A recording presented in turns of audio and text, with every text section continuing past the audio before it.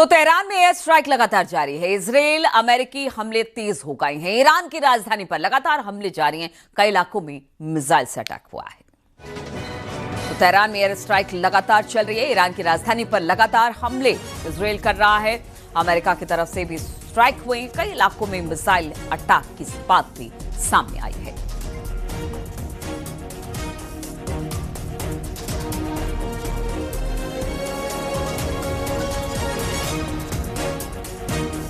तस्वीरें भी हम आपको दिखा रहे हैं तेहरान में किस तरह से एयर स्ट्राइक की गई है।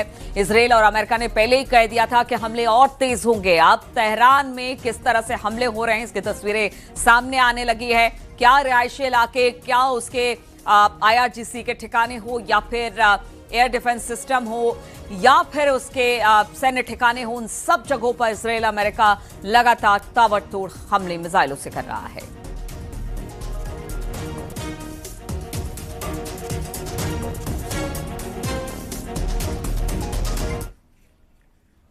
और ईरान की ताकत माने जाने वाली उसकी गुप्त बंकर सिटी अब जंग का सबसे बड़ा निशाना बन गई है। पहाड़ों के अंदर बनी इस अंडरग्राउंड सुरंगों में ईरान के हजारों मिसाइलें छिपाकर रखी गई हैं ताकि किसी भी हमले का जवाब दिया जा सके। लेकिन अब हालात बदल चुके हैं। अमेरिका और इजरायल की निगरानी इतनी तेज है कि कई मिसाइलें लॉन्च होने से पहले ही तबाह की जा चुकी है। सवाल यह है कि जो बंकर कभी ईरान की सबसे बड़ी ढाल थे, क्या वही अब उसकी सबसे बड़ी कमजोरी बनने जा रहे हैं? देखिए जरा ये रिपोर्ट।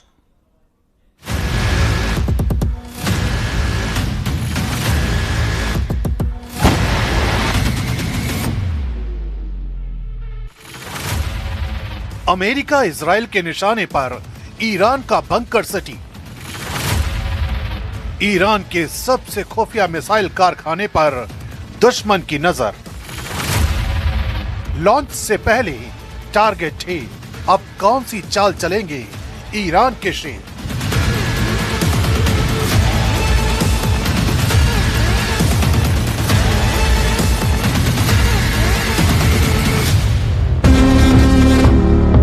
ईरान की मिसाइलों को उसकी असली ताकत माना जाता है। इन्हीं मिसाइलों से ईरान ने अमेरिका और इजरायल को गहरे जख्म दिए हैं। यही वजह है कि अब महायुद्ध के इस भयानक पड़ाव पर अमेरिका और इजरायल ने अपनी रणनीति को बदल लिया है। अब ईरान के उस बंकर सिटी को टारगेट किया जा रहा है जिसे ईरान की रियल पावर माना जाता है। ईरान की बंकर सिटी दरअसल पहाड़ों के अंदर बने विशाल सुरंग नेटवर्क हैं जिन्हें ईरान ने पिछले 2 दशकों में तैयार किया है। इन सुरंगों में बैलिस्टिक मिसाइलें, लॉन्चर और ईंधन तक सुरक्षित रखा जाता है। कई बंकर इतने गहरे हैं कि सामान्य बमों से उन्हें नष्ट करना मुश्किल माना जाता है।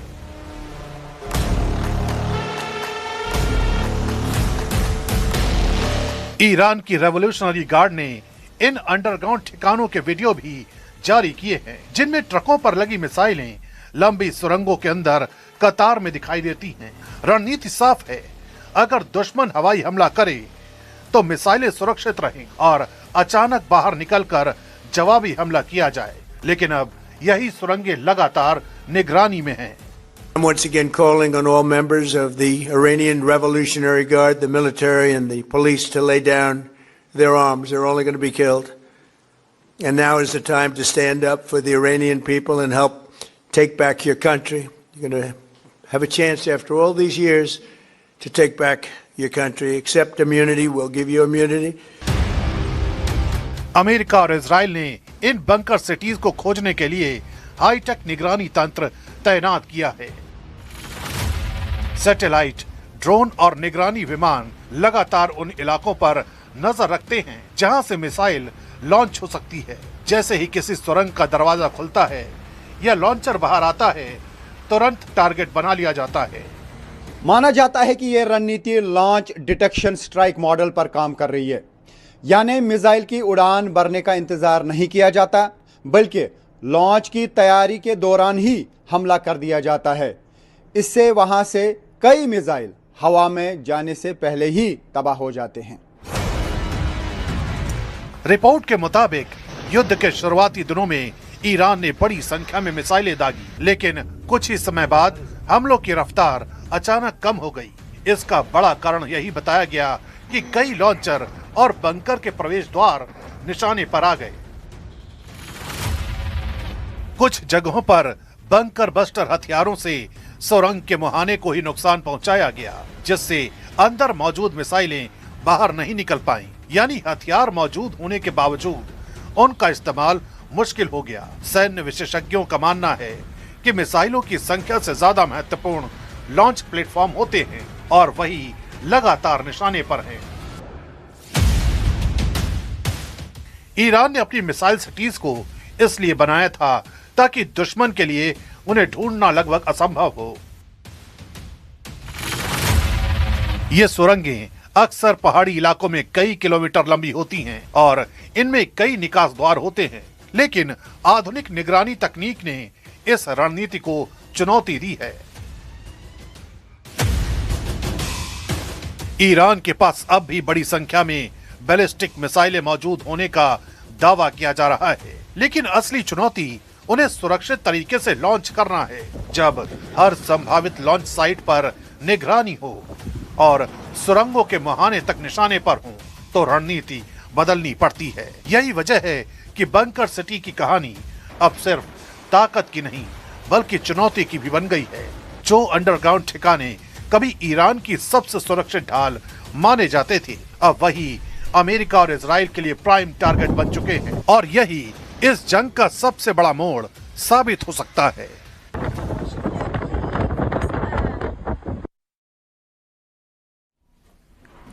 और अमेरिका ने रूस से तेल खरीद पर भारत को बड़ी राहत दी है। ईरान युद्ध के बीच हॉर्मुज रूट बंद होने से दुनिया भर में इस वक्त तेल का संकट पैदा हो गया है। खतरे के बीच अमेरिका ने भारत को रूस से तेल खरीदने पर 30 दिनों के अस्थायी छूट दे दी है। इसका मतलब है कि भारत अगले 30 दिनों तक रूस से तेल खरीद सकता है।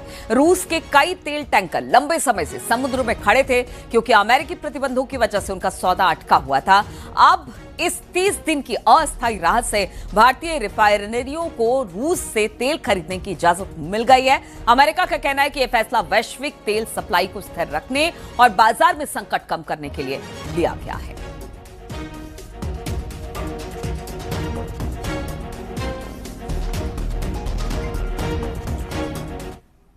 और अमेरिकी सेना के कमांडर का दावा है कि ईरान में B-2 बॉम्बर से अटैक का दावा है। बैलिस्टिक मिसाइल लॉन्चर को निशाना बनाया गया है। अमेरिकी सेना ने बनाया है 2000 पाउंड के बंकर बस्टर बम गिराए गए हैं। अमेरिका की तरफ से और अमेरिकी सेना की तरफ से यह दावा किया गया है।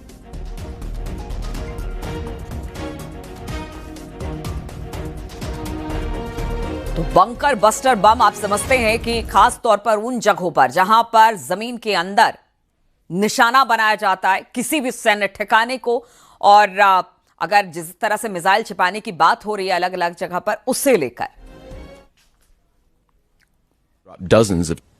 In just the last 72 hours, America's bomber force has struck nearly 200 targets deep inside of Iran, including around Tehran.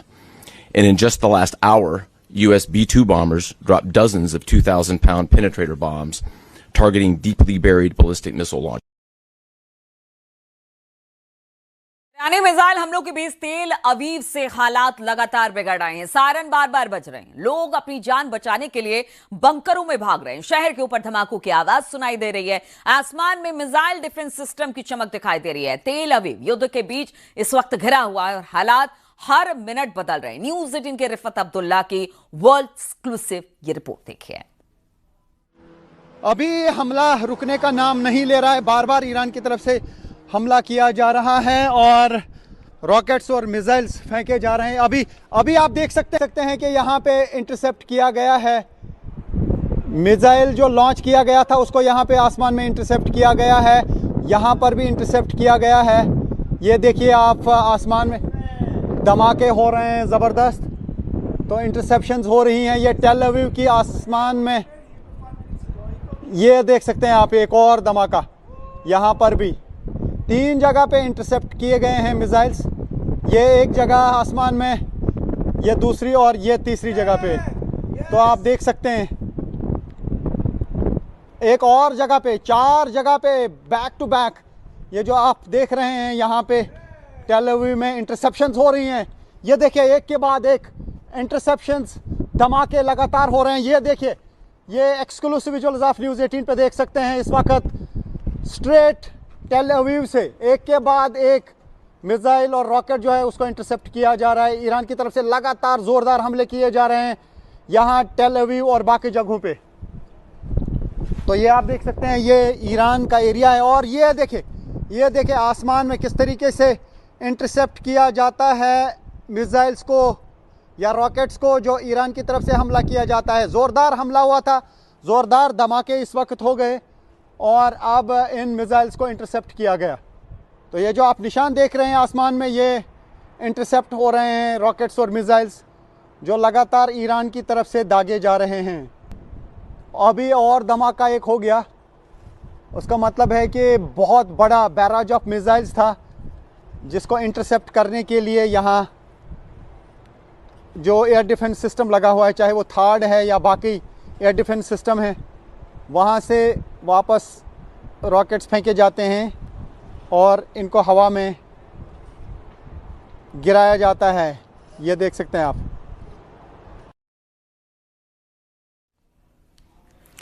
और लगता है कि ईरान अब युद्ध को ऐसे दौर में लेकर जाना चाहता है जहां पर हर हाल में परमाणु तबाही होकर रहेगी। ईरान की IRGC ने ऐलान कर दिया है कि वो इजराइल के परमाणु अड्डे डिमोना पर किसी भी वक्त हमला कर सकते हैं। ईरान ने दावा कर दिया है कि उसकी खुर्रम शहर 4 बैलिस्टिक मिसाइल और फतेह 2 हाइपरसोनिक मिसाइल इजराइल के परमाणु अड्डे डिमोना पर हमला कर सकती है। दावा किया जा रहा है कि अगर ईरान ऐसा करता है तो फिर इजराइल में बुरी तरह से परमाणु विनाश हो जाएगा।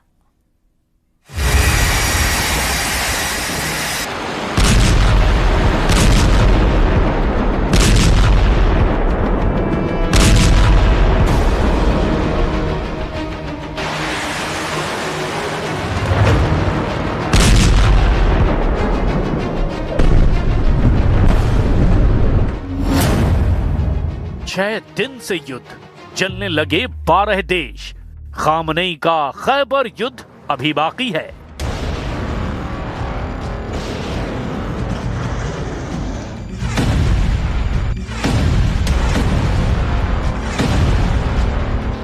ईरान युद्ध बहुत तेजी से पूरी दुनिया में फैलता जा रहा है। अमेरिका की पनडुब्बी ने हिंद महासागर में ईरानी युद्धपोत IRIS देना को श्रीलंका के पास हमला करके डुबो दिया है। हमले में अब तक 87 ईरानी नौसैनिक मारे गए हैं। दावा किया जा रहा है कि दूसरे विश्व युद्ध के बाद से अमेरिकी नौसेना का किसी भी देश की नौसेना पर सबसे बड़ा और घातक हमला है। इस हमले के बाद ईरान ने ऐलान कर दिया कि अमेरिका और इजराइल ने सभी रेड लाइन क्रॉस कर दी है और अब ईरान सबसे विनाशक हमले आधुनिक हथियारों से करने जा रहा है। दावा किया जा रहा है कि इजराइल के शिमोन पेरेस नेवेक परमाणु अनुसंधान केंद्र, जिसे डिमोना के नाम से भी जाना जाता है, उस पर ईरान अपनी हाइपरसोनिक मिसाइलों से किसी भी वक्त हमला कर सकता है। और अगर ऐसा हुआ तो आधी दुनिया विनाश के मुंह में समा सकती है। और अगर ईरान ने इजराइल के परमाणु संयंत्र में धमाका किया तो तत्काल इसका प्रभाव 2 लाख से ज्यादा लोगों पर अकेले इजराइल में पड़ेगा। अब हम आपको दिखाने जा रहे हैं कि अमेरिका और इजराइल के तांडव का सामना कर रहा ईरान कैसे अब ऐसे युद्ध में समा जाता है जहां ईरान के सर्वनाश के साथ साथ मिडल ईस्ट में भीषण तबाही साफ नजर आ रही है। मैं इस वक्त एक बिल्डिंग के नज़दीक हूं, बिल्डिंग के अंदर जाऊंगा और आपको दिखाऊंगा किस तरीके की तबाही यहां पे इस मिसाइल अटैक से हुई है। इस वक्त न्यूज़ 18 की टीम है रियल ग्राउंड ज़ीरो पे और आप देख सकते हैं ये इर्द गिर्द तबाही है जो यहाँ पे टेल अवीव में हुई है, जो किस तरीके की तबाही हुई है। इन बिल्डिंग्स में सब कुछ तबाह हो गया है और टेल अवीव में ये वो जगह है जहाँ पे इर्द गिर्द काफ़ी सारी बिल्डिंग्स को नुकसान पहुँचा है। ये देख सकते हैं आप क्या हाल है इस वक्त टेल अवीव में, कई जगहों का जहाँ पर मिसाइल्स गिरे हैं और यही हाल हम यहाँ पे काफ़ी जगहों पे देख रहे हैं।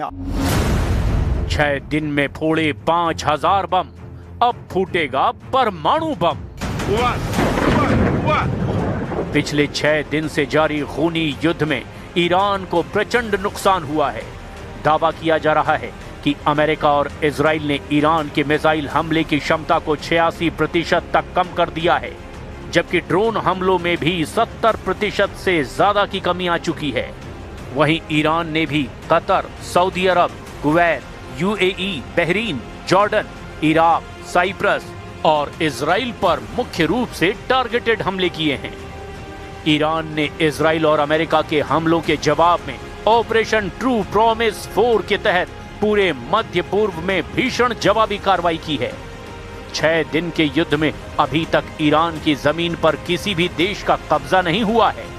वहीं इस वक्त पूरे ईरान में अमेरिका और इजराइल के हमले होते ही जा रहे हैं। दोनों ही ईरान की मिसाइल और ड्रोन हमलों के लॉन्च पैड को तबाह करने में जुटे हैं। ईरान के कम से कम 130 शहरों पर हमले हो चुके हैं। अब हम आपको इन 6 दिनों के भयानक युद्ध के वार पलटवार के दावे दिखाते हैं।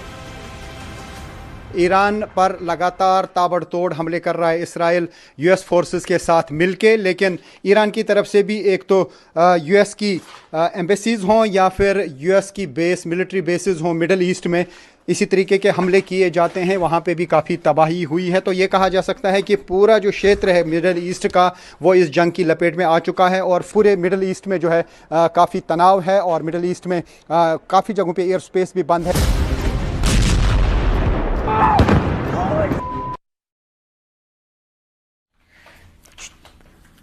और बहरीन में ऑयल रिफाइनरी पर ईरान का हमला हुआ है। मिसाइल अटैक के बाद रिफाइनरी में आग लग गई है। हमले के बाद बहरीन सरकार का बयान सामने आया है। रिफाइनरी की आग पर काबू पाया गया है, बहरीन सरकार ने ऐसा कहा है।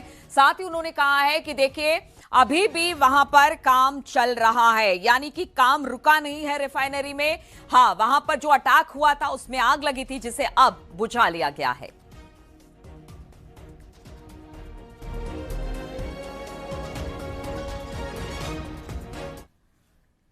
ईरान मजबूत इरादों के साथ जंग में डटा तो जरूर है, लेकिन जमीनी हकीकत यह भी है कि अमेरिकी धीरे धीरे ईरान की समुद्री ताकत को तबाह करने पर जुटा हुआ है। एक रिपोर्ट तो यहां तक बताती है कि जंग के महज हफ्ते भर के अंदर अंदर ही अमेरिकी सेना ईरान के टॉप वॉरशिप जो 20 वॉरशिप को जल समाधि दे चुकी है।